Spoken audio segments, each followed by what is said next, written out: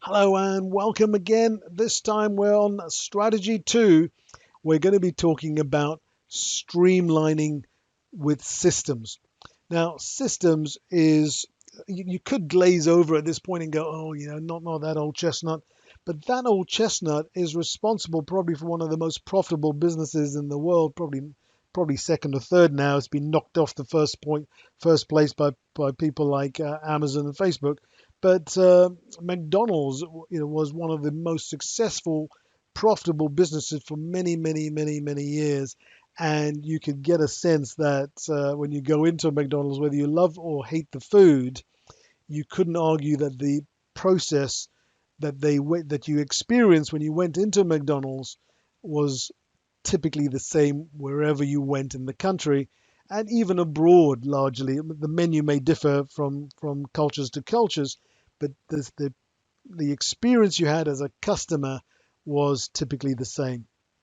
So what we want to talk about here today is developing systems, because when you have a system for doing something, not only does it get done right first time more often than not, but it also gets done faster.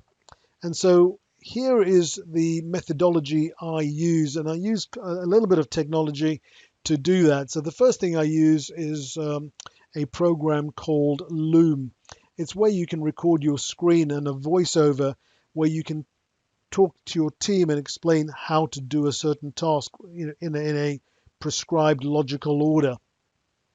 The next thing I then do is make sure that they watch the video and try it themselves, and I make sure they get their end result right, and then I ask them to create a checklist from it, and then I review that work periodically, maybe every week, sometimes at the beginning, and then every 1 month to make sure the quality isn't slipping and they're still following the checklist.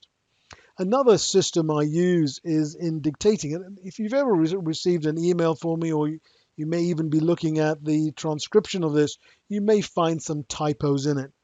For me, I'm interested in getting the result to my client as fast as possible.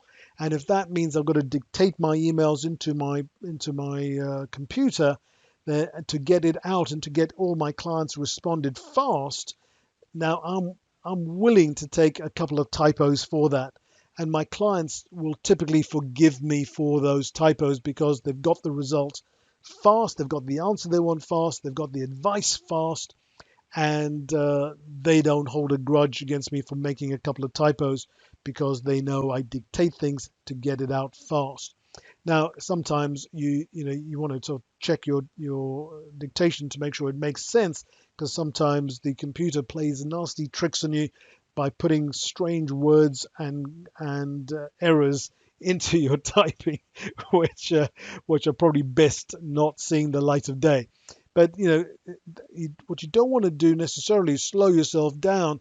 If you want to get everything absolutely precise, then of course dictate it and then go through and proofread it, because typically we can read faster when we can type. I know certainly I can read faster than I can type, and of course I can speak way faster than I type.